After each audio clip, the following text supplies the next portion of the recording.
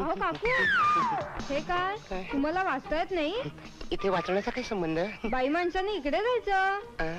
हो, विसरलेच होते हा मी. चावटच आहेस. जाते इथं वांदे होतील म्हणून आम्ही जाते. हा उभीच मेली. म्हातारी घरातच आहे.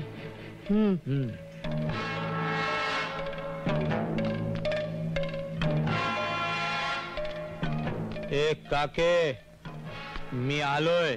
बळी, बळ्या मेल्या आता मागच्या सारखा तुला पोलिसांच्या ताब्यात देते. अरे तू पुतळा आहेस की वैरी? बडबड बंद कर आणि पैसे दे मुकाट्यानं. एक दमडा मिळणार नाही. स्वतःच्या इस्टेटीची वाट लावली आणि तर मला छळतोयस? अरे शरम वाटायला पाहिजे तुला. शरम वाटायचं कारण काय? अगं म्हातारे, तू मेल्यावर माझ्याशिवाय दुसरं वारस कोण आहे तुला? तुझी सगळी एस्टेट मलाच मिळणार आहे. त्यातली आपली थोडीशी ऍडव्हान्स मध्ये मागितली. चालतो तू. बरी भेटलीस एकटी तू. अरे देवा, देव सुद्धा येणार नाही तुझ्या मदतीला इथं. काढ पैसे. देव भवाने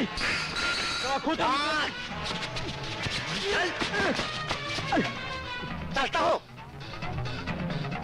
सटवे, तुलाही बघून घे कधीतरी. अरे जा अरे मुडद्या, मला बघ तू. स्वतःचा थोबाडा अशात बघ ना तू का. माझी बायती इतकी मर्द असशील असं वाटलं नव्हतं हो मला.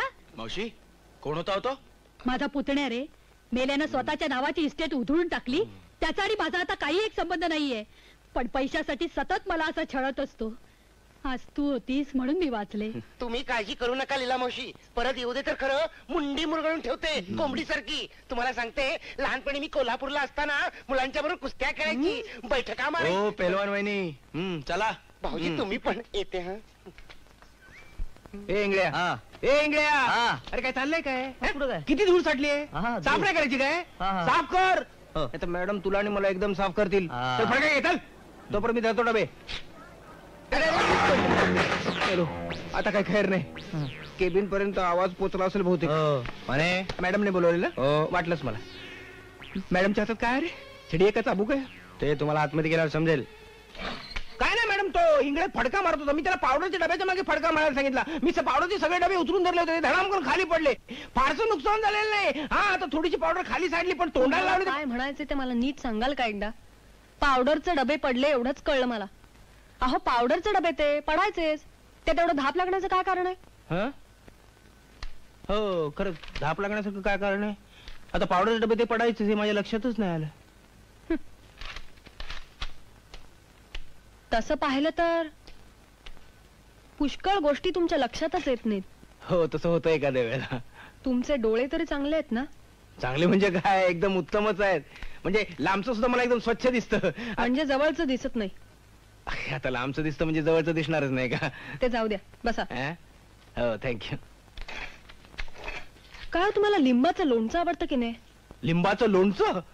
आता लिंबाचं लोणचं म्हटलं की माझ्या जिभेला नळासारखी पाण्याची धार लागते. आता लिंबाचं लोणचं, लिंबाचं सरबत, लिंबाचं मटण. लिंबाचं मटण कसं करतात? माफ करा, मी चुकून बोलून गेलो. मला एवढंच म्हणायचं होतं की मला लिंबाचे पदार्थ फार आवडतात. म्हणून तर परवा साडीच्या दुकानामध्ये मी तुम्हाला लिंबू कलरची साडी.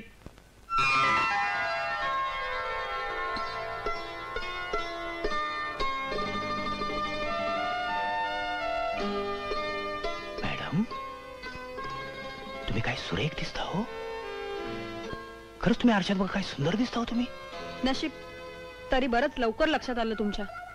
आज तुमच्याकडे बघतच राहावं असं वाटतंय. थँक्यू. मॅडम तुम्ही रागावणार नसाल तर एक सांगू? बोला. तुम्ही जर एखादी फिक्कट कलरची लिपस्टिक लावलीत ना तर तुमचं रूप खरोखर. माने, तुमच्या ओठापर्यंत पोहोचण्याचा मला काहीच अधिकार नाही. माफ करा, मी येतो. माझे कस्टमर बाहेर वाट बघत असतील.